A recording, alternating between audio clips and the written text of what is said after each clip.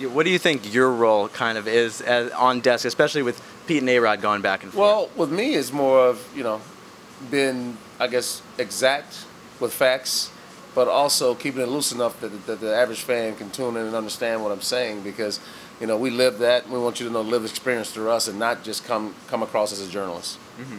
Yeah, I mean, Pete sometimes gives you a hard time. Oh, I'm not gonna. Always. I mean, did you know when you guys started that he was going to be that? How well did you know him during your career? Well, no. We had experience together 3 years before all this happened, and we worked together actually 2 years before we got to primetime last year. So, our relationship has grown. He gives everybody a hard time, so it's not just me, but it's really magnificent on the camera because we come across that there's nothing he can say or whatever he says that I can't handle.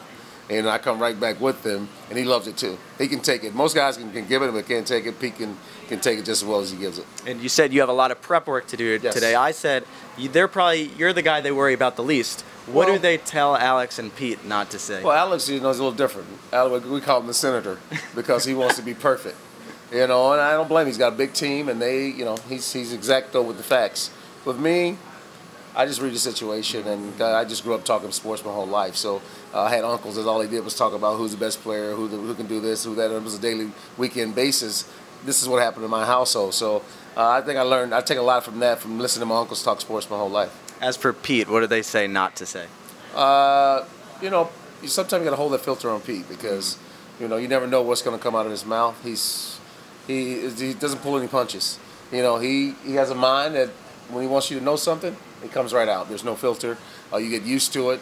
You don't want to cause any harm. I mean, he's better now because he knows the world's watching. But if you catch him at a meeting, you just never know what might come out. It's unbelievably fun. I can't imagine. With Alex, you call him the senator. Yes. Right now, he's doing Shark Tank. He's got a CNBC show. Yes. Does he feel like he's huffing and puffing by the time he gets into the studio? Well, no, I really think he wants to be a host on a major TV show, and he probably will be soon. But he's putting in his work. So you got to be proud of that. It's not like he's just going out there and unprepared and not doing it. He's well prepared, and that's what he wants to do.